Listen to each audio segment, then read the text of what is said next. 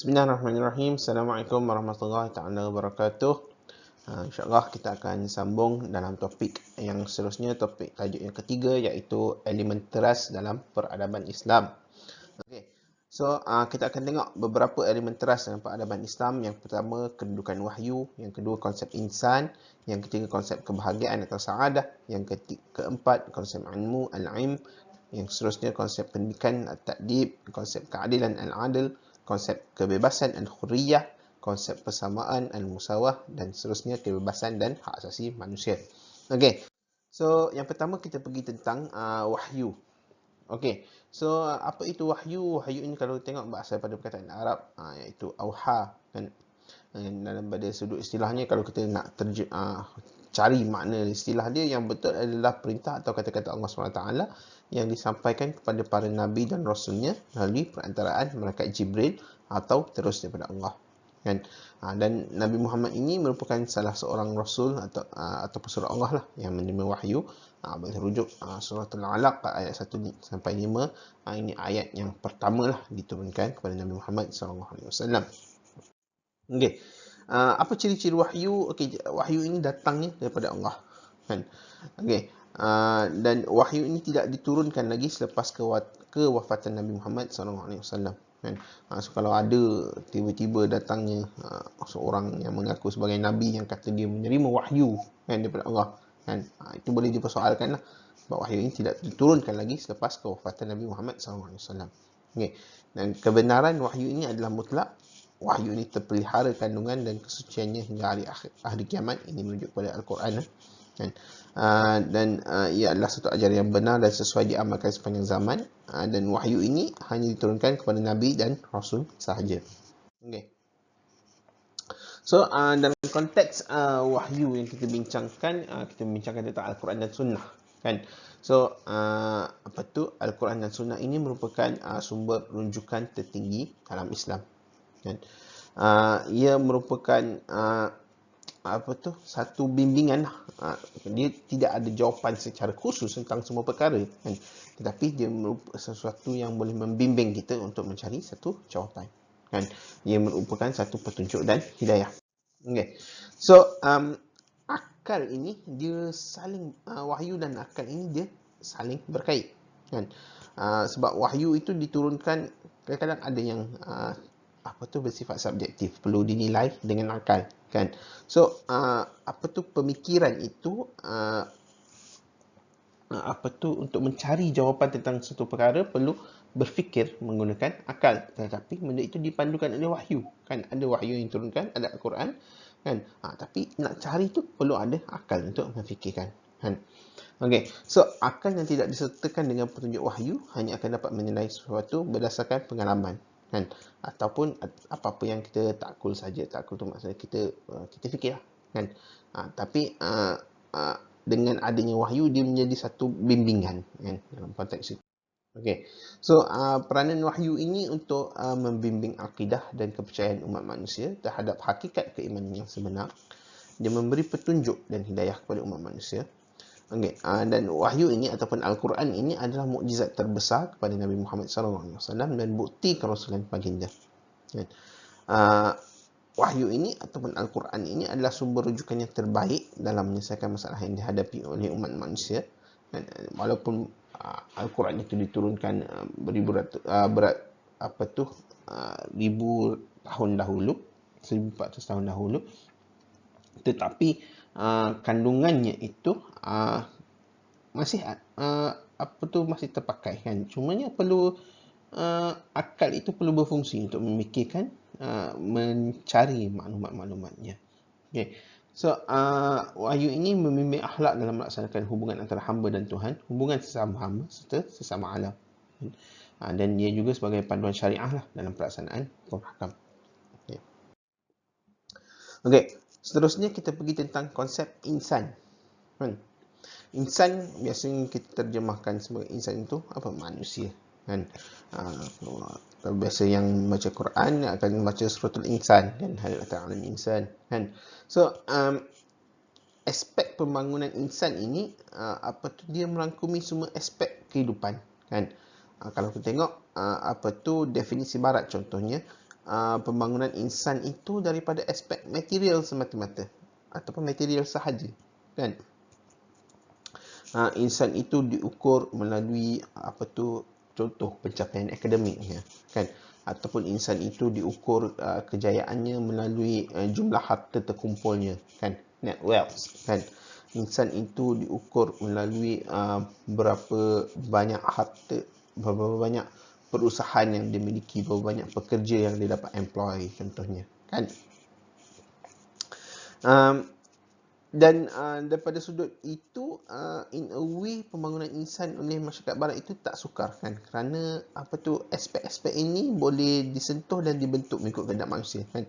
Kalau rasa nanti manusia kata orang yang ada harta 1 juta contohnya itu sudah berjaya, contohnya, kan.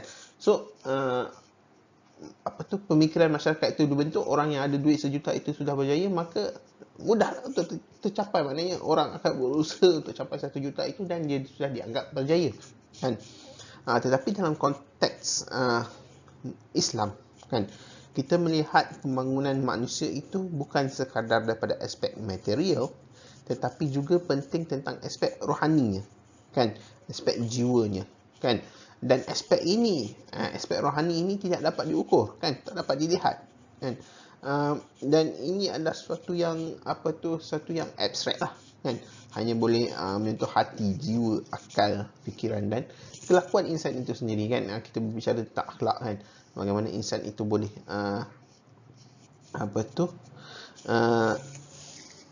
merubah sifatnya untuk melakukan suatu perkara yang baik, kan. Dan benda ini datang daripada hati, kan. Tapi aspek-aspek ini tidak dapat diukur, kan. So itu adalah satu perbezaan lah antara bagaimana konsep insan itu berbeza antara barat dengan muslim. Okey. Seterusnya konsep kebahagiaan ataupun as-sa'adah, kan. Okey. Dalam konteks Islam, Islam ini nak manusia ini dia meraih kebahagiaan bukan di dunia saja, kan. Bahagia di dunia tak salah, memang dituntut, tetapi kita juga nak kejar kebahagiaan di akhirat, kan. Dan apa itu maksud bahagia, kan? Kalau ikut Imam Al-Ghazali, bahagia ialah ketika mana manusia berada dalam satu puncak ketakwaan. Berada dalam satu puncak ketakwaan itu adalah bahagia menurut Imam Al-Ghazali, kan. Menurut Aristotle, bahagia itu sebagai satu kesenangan yang dicapai oleh setiap orang menurut kehendak masing-masing. Satu kesenangan yang dicapai oleh setiap orang menurut kehendak masing-masing. Again, agak abstrak. Ini satu, kita berbicara tentang kebahagiaan dan sebagainya, itu satu yang abstrak. Itu apa yang kita rasa, kan. Sebab kebahagiaan itu tak berupa fizikal, kan. Tapi dia adalah datang daripada hati, kan. Contohnya kita ada ketenangan hati kerana kita memiliki kebaikan, dan kita ada kelapangan dada, kan. Apabila berlaku musibah, kadang-kadang kita terima musibah pun kita rasa bahagia, kan. Sebab mungkin bagi setengah orang musibah itu mungkin satu ujian yang menandakan Tuhan masih ingat tentang dia, kan.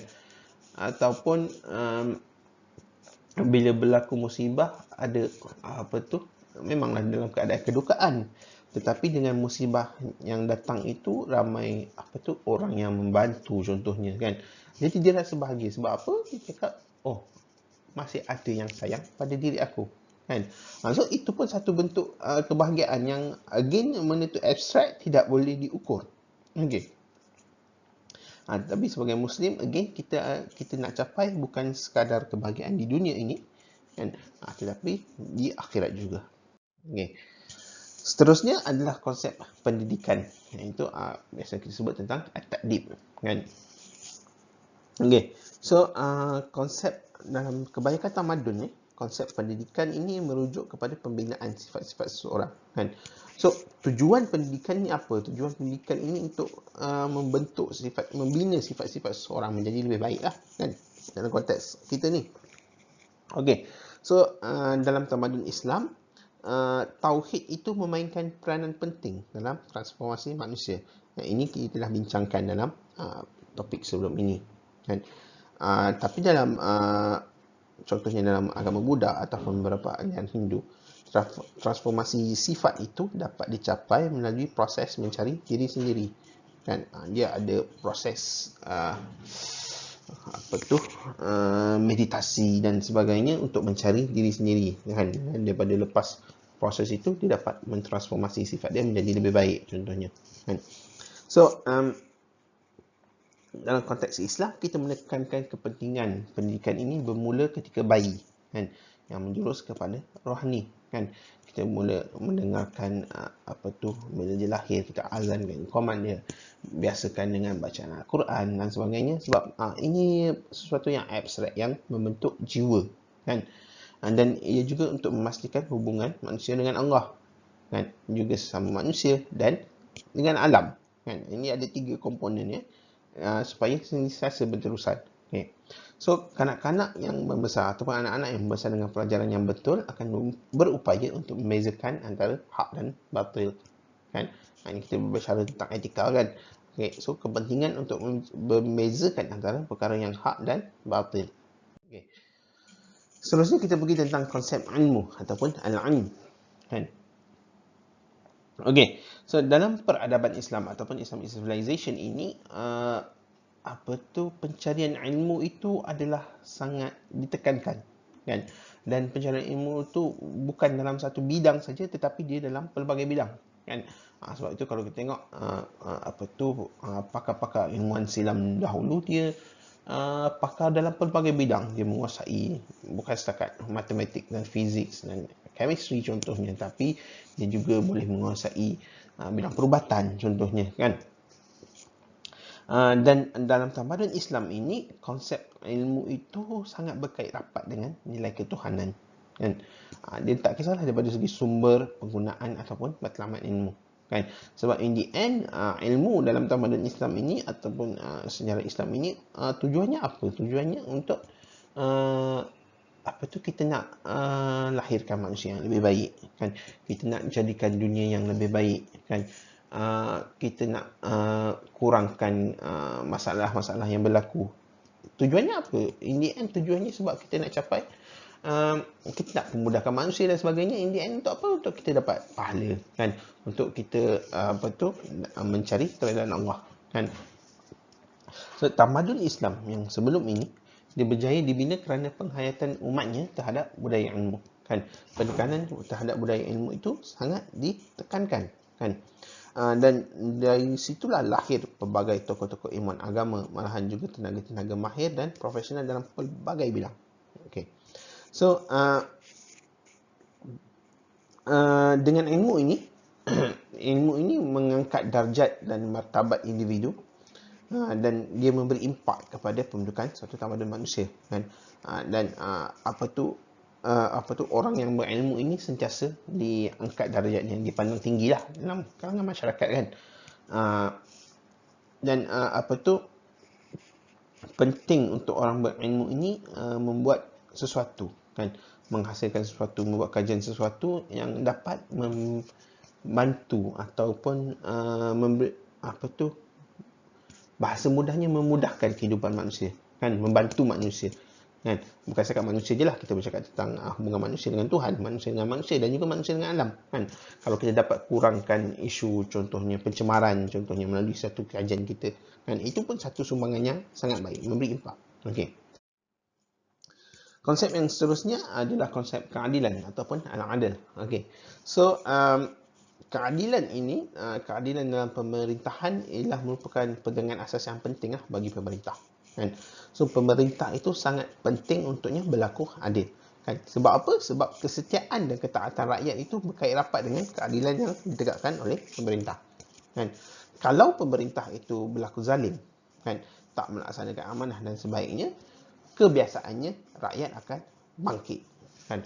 Rakyat akan bersuara untuk mencari keadilan, mendapatkan keadilan. Untuk kita, kalau kita rasa kezaliman berlaku oleh pemerintah, kita akan rakyat itu sendiri akan bangkit. Dia nature, sesuatu yang fitrah untuk dia menukarlah pemerintah itu, kan. Sebab kita tengok dalam tamadun Melayu pun, raja adil, raja disembah, kan. Raja zalim, raja disanggah, kan. Maksudnya kalau raja itu adil, kita taat, kan. Tapi kalau raja itu zalim, melakukan kezaliman, tidak berlaku adil dan sebagainya, kita akan tukar, kan? So kalau kita tengok masa zaman tamadun zaman Socrates dan di tamadun Greek, dan juga zaman Plato di tamadun Yunani, lahir sistem pemerintahan demokrasi, kan? Demokrasi ini menghapuskan sistem pemusatan kuasa, di mana dia memberi kuasa lah pada rakyat untuk menentukan corak pemerintahan negara, kan? So rakyat boleh mengundi untuk menentukan siapa pemimpinnya, kan? So kalau rakyat rasa pemimpin ini tidak adil, okey, kita undi supaya kita boleh tukar pemimpin lain. Macam itulah. Okey. So konsep yang seterusnya adalah konsep kebebasan ataupun al-hurriyah, kan? Dalam Islam ini ada satu prinsip, iaitu tiada paksaan dalam beragama, la ikraha fid din. Okey. Walaupun tiada paksaan, okey, tapi kesahihan akidah umat Islam itu tetap perlu dipertahankan. Okey. So, tamadun Islam ini menekankan kebebasan dalam sistem politik yang berteraskan amal ma'ruf dan kebajikan. Okey. Sebagai contoh, ketika zaman pemerintahan Islam di Andalusia, masyarakat tempatan yang bukan Islam, yang kita panggil kafir zimmi, nyawa, harta serta kehormatan diri mereka ini dilindungi dan mereka mendapat keadilan yang sewajarnya. Okay. Dari segi kebajikan pula, kafir zimmi ini diberikan hak dan layanan sama seperti masyarakat Islam yang lain. Cumanya mereka ini dikenakan jizyah, kan, ataupun cukai perlindungan, kan. Tapi kadarnya adalah rendah dan tidak membebankan mereka jika dibandingkan dengan kadar cukai yang ditetapkan oleh pemerintahan kerajaan Kristian sebelum itu, kan. Kalau Muslim, kita tak kena jizyah, tapi kena cukai. Kita kena zakat, kan. Okey. Seterusnya adalah konsep persamaan ataupun al-musawah. Okay. So, ia merujuk kepada persamaan dalam mendapatkan dan menuntut hak-hak. Okay. Ia juga merujuk kepada persamaan dalam memikul tanggungjawab mengikut peringkat-peringkat yang telah ditetapkan oleh undang-undang. Okay. So, mengikut undang-undang ini, semua rakyat adalah sama, kan? Maknanya, tidak mengira statusnya apa, mengikut undang-undang semua rakyat adalah sama, kan? So ia menolak sebarang aktiviti eksploitasi budak manusia. Kita tak nak ada sistem perhambaan, tidak boleh berlaku diskriminasi, tidak boleh menindas etnik-etnik tertentu sebagai contohnya, kan? Dan dalam konteks contohnya masyarakat bukan Islam, masyarakat bukan Islam itu diakui haknya, kan? Maknanya hak dia untuk beribadah, hak dia untuk beragama, hak dia untuk hidup sebagai manusia, kan? Dan masyarakat bukan Islam itu diiktiraf kemuliaan insannya, kan? Bahkan dia juga dilayan secara adil, kan? Dan masyarakat bukan Islam itu dia boleh diterima untuk menyumbang kepada pembinaan tamadun Islam, kan? Sebab mereka pun ada kelebihan mereka, kan? Kita appreciate, kan? Kita terima apa saja kelebihan yang orang ada yang boleh menyumbang kepada kita. Kita tidak tolak dia sebab cakap, oh, dia bukan Islam, jadi kita tak boleh ambil dia bekerja contohnya, kan? Walaupun dia sangat mahir, kita tidak boleh mengamalkan prinsip begitu. Okey. So, kita perlu menghormati kepelbagaian dan perbezaan kaum, bangsa, warna kulit serta bahasa sebagai satu kekuasaan Allah SWT. Okey. Dan Islam juga tidak mengiktiraf istilah Sya'bullahul Mu'tar ataupun bangsa Tuhan terpilih, kan? Ini seperti yang diakui oleh bangsa Yahudi lah. Dia kata dia bangsa Tuhan yang terpilih, kan? Sama juga seperti Mussolini dan juga Hitler, kan? Hitler mengatakan dia bangsa Aryan, kan? So bangsa Aryan ini bangsa yang terpilih, kan? Manusia-manusia lain hanya tidak setaraf lah dengan Aryan, kan? Sebab tu dia mewujudkan Nazism dan sebagainya. Okey. So dalam Islam tidak, kita menganggap semua manusia itu adalah sama. Okey. Dan yang terakhir adalah tentang kebebasan dan hak asasi manusia. Okey. So manusia ini, dalam dunia ini kita terdiri daripada masyarakat yang universal, kan? Dan secara fitrahnya masyarakat ini kita menolak unsur-unsur perkauman dan taksub, kan? Ada segelintir manusia yang memang berjuang untuk kaumnya dan sangat taksub dengan kaumnya. Macam kita bincang tadi tentang Hitler, kan? Bangsa Aryan yang terbaik, ataupun Yahudi yang cakap kita adalah bangsa pilihan Tuhan, kan? Dan dia sangat taksub dengan benda itu, kan? Tetapi dalam konteks Islam kita tidak, kita menolak unsur-unsur seperti itu, kan? Dan kita menekankan nilai kemanusiaan yang menegakkan penghormatan terhadap hak asasi dan kemuliaan manusia. Kan? Ini termasuklah kebebasan dan kemerdekaan manusia itu, kehormatan dan nama baik setiap manusia. Dan paling penting juga kita perlu memelihara darahnya. Memelihara darahnya maksud apa? Kita kena hormati hak dia sebagai manusia untuk dia hidup. Kan? Kita tak boleh cakap, oh dia bangsa lain, kita kena bunuh dia. Kan? Dia bangsa lain, darah dia halal untuk kita. Itu tidak boleh. Kan? Dan kita juga perlu hormat hartanya. Kan? Cakap, ini bukan bangsa kita, jom kita rampas harta dia. Harta dia halal untuk kita. Tidak, itu tidak boleh berlaku. Kan? Okey, so semua tamadun manusia ini bersifat seragam. Kalau kita tengok sebelum ini, semua tamadun manusia bersifat seragam dalam melarang dan menolak keganasan terhadap manusia dan makhluk lain. Kan? Dan kita juga menentang penyalahgunaan kuasa, jenayah dan juga ketidakadilan dalam membuat keputusan. Kan? Sebab ini sangat berkait dengan kebebasan dan hak asasi manusia. Kan? Dan kalau kita berbicara tentang hak asasi manusia yang ringkas, kan? Yang basic, kan? Tentang bagaimana manusia itu perlu ada tempat tinggal, perlu ada makanan, perlu ada pakaian contohnya. Kan? Jadi sejauh mana kita sudah memastikan manusia yang ada di sekeliling kita itu sudah ada basic perkara ini, kan? Semua manusia sudah ada makanan, semua manusia sudah ada pakaian, semua manusia sudah ada tempat tinggal. Kan? Jadi perkara-perkara asas ini perlu disediakan lah. Kan? Dalam konteks ini, dalam konteks pemerintah perlu sediakan, kan? Ataupun kalau yang berkemampuan boleh bantu untuk sumbang untuk sediakan. Okey. So setakat itu saja untuk minggu ini. InsyaAllah kita sambung dalam topik seterusnya. Assalamualaikum warahmatullahi wabarakatuh.